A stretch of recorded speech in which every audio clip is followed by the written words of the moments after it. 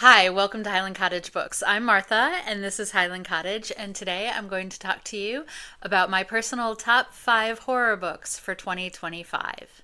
This year, I read 21 new releases from beginning to end, with about 10 more that I started but decided not to finish.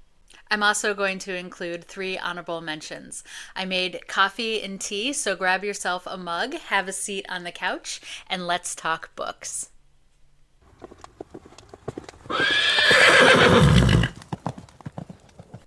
These are in no particular order, but I am going to start out with the one that I read most recently, which is Scaldcrow. Briege is a chronically ill woman who returns home after years away when her mother goes missing and is presumed dead. At the time of the disappearance, Briege was no contact with her mom because she was hypercritical and emotionally abusive growing up, to the point that she has a hard time standing up to anybody, to the point that Briege won't even correct people when they mispronounce her name. To an American like myself, Briege's name looks like Bridget on paper, but she pronounces it the Irish way. And every time people mispronounce it, when she says, "Hi, I'm Briege," and then they see it on paper and they say, "Hey, nice to meet you, Bridget," she dies a little inside. The house is full of bad memories, but she's in constant pain and on disability, and the doctors can't figure it out. And nobody's turning away free rent in this economy. The second she moves in, weird things start happening. Things seem to be moving around when she's out of the room. There's a big, ugly gray bird that stares at her from the window out in the yard, and occasionally body parts seem to show up. Despite the truly frightening premise, there are also some amazingly funny bits to this book, and Briege is a character that you can 100% root for. This book tackles issues of emotional trauma head on and also explores what happens when doctors don't listen to women. While that sounds bleak, I promise you that overall it's actually a very hopeful book, and there's an amazing and lovely and cuddly and 100% makes it till the end cat. Scaldcrow is a relatively new release. It just came out in October, but I haven't seen people talking about it, and that's a shame because this book is great. My favorite heroine of the year is Rose Dubois from the Autumn Springs retirement home Massacre. She's a smart and savvy septuagenarian living in a senior living community with a bunch of very interesting neighbors. Because of their age, death isn't really far from their minds at any time, but that doesn't mean that she and her friends won't put up a fight when a serial killer starts targeting them one by one.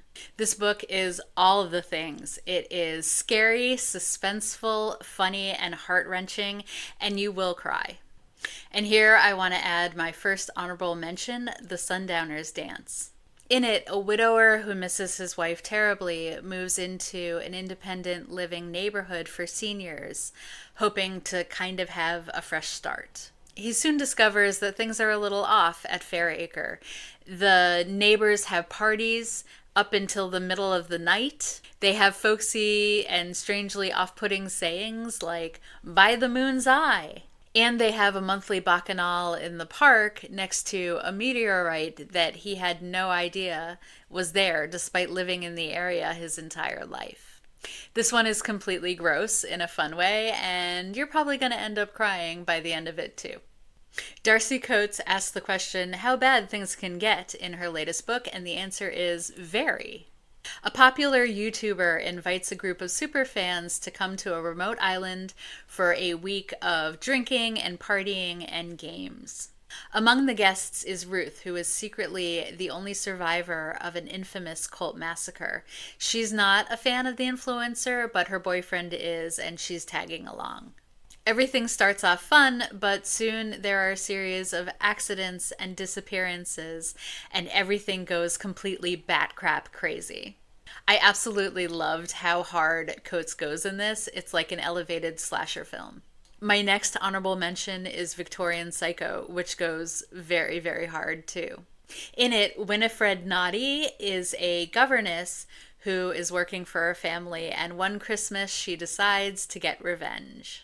She's an absolute monster, but she is also droll and witty, and some, though not all, of her victims are very hard to sympathize with. It's a completely over the top romp, so don't take it too seriously, just go with it and have fun.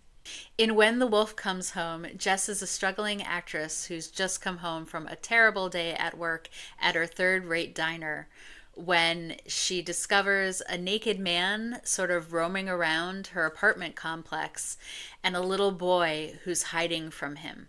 Suddenly, the man gets very violent towards the neighbors, and she and the little boy run for their lives. Also, she's not entirely sure, but she thinks that that man might have turned into a wolf at some point. This book is both frightening and moving and delves deep into the relationship between parents and children. It also has a completely insane scene in a Target of all places. And my last honorable mention is Spread Me, a completely nuts book about a woman who is sexually attracted to viruses. It's a little bit of a riff on The Thing if MacReady and the monster had the hots for each other. And if that sounds completely unhinged, it's because it absolutely is. But at the same time, it's weirdly wholesome. I finished this book months ago, and I still think about it every few days. And finally, in Bat Eater and Other Names for Cora Zhang, the titular Cora is a crime scene cleaner whose job it is to go up and scoop up all the nastiness that is left behind when people unalive themselves or are the victims of crimes. It takes place during the pandemic, and at the start of the book, Cora and her sister are out shopping for toilet paper when her sister is pushed in front of a train by a white man who says, "Bat eater." Months later, she's noticing on the job that there's an increase of East Asian women who are dying by violence, and nobody seems to care or notice. On top of that, she's pretty sure that her sister is haunting her.